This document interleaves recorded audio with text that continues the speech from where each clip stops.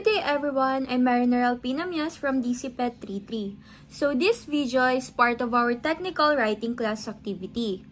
The purpose of this interview is to learn how technical writing is used in different professions and why it's important in real work. So today, I'm with Mr. Sean Cairo Meneses, a professional artist and animator with 5 years of experience. He is currently working as an animator at Top Draw Animation. So, I chose Mr. Sean because even in creative like animation, technical writing plays a big role in making sure instructions and processes are clear to the whole team. So, good afternoon, Mr. Sean Cairo Meneses. Thank you for being here today, for accepting my interview this afternoon. So, before we start with the interview, let me share a quick background of technical writing. So, technical writing is a type of writing that explains complex or specialized information in a way that is clear, organized, and easy to understand. So, I'm sharing this so we have a common idea of what technical writing means before we talk about how it applies to your work. So, are you ready, sir?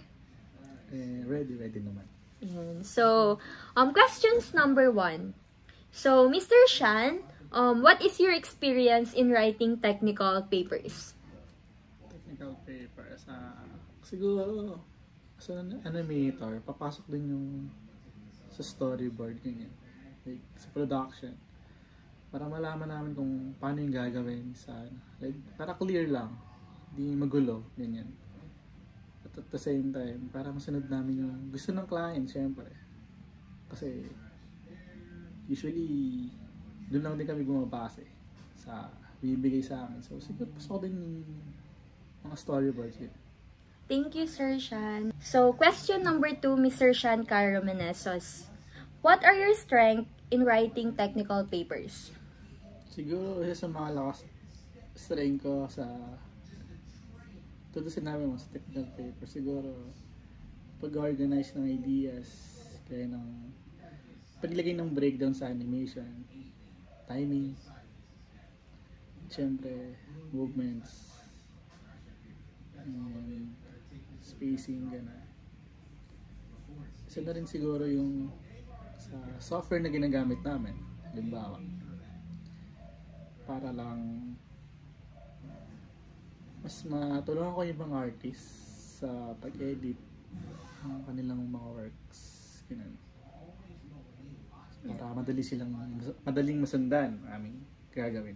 Yan. So, thank you, Mr. Sean Cairo. Proceed to number 3. So, Mr. Sean Cairo Meneses, what are your weaknesses in writing technical papers? Weakness? Yes po.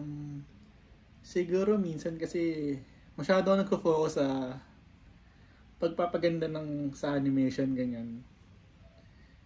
Kaya siguro minsan nakakalimutan ko rin yung mga need gawin, ganyan. Yung mga maliliit na detalye lang, ganun. Kasi kadalasan, yun yung mga nakakaligtaan namin usually.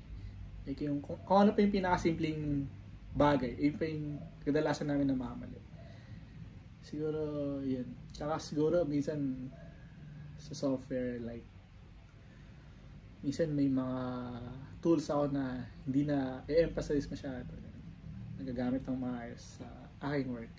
Okay. Thank you, Sir Sean Cairo Meneses. So, for the last question, Mr. Sean Cairo Meneses, so, what is the value of technical writing in your profession as an animator? So, ulitin ko po, what is the value of technical writing in your profession as an animator?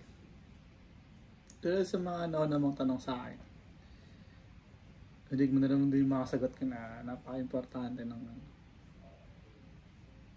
technical writing kasi nga nakakatulong siya sa amin, like syempre tulad nga sinabi ko nung una, like sa clients, ganyan, like ayun yung namin, like mas mapabilis, mas maging efficient yung work namin, mas maayos, mas magawa siya ng maayos, like sa production, from production to animators to clients, para mas paganda yung gawa at maging satisfied ng client sa amin. Ayan. So, thank you, Mr. Shan Caromenes. So, from this interview, I realized that technical writing is really essential even in creative work like animation. I learned that it's not only about making art, but also about communicating every step clearly. So the whole team understand what to do. So Mr. Shan explained the production notes and storyboard instructions are example of technical writing. And these documents guide everyone from fellow artists to editor and even clients. I know and I see that good technical writing helps organize the workflow, prevents misunderstanding, and serve a lot of time.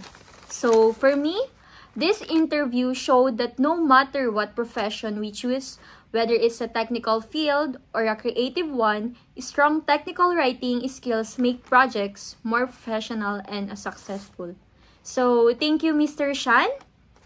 Thank you, Mr. Shan, Welcome.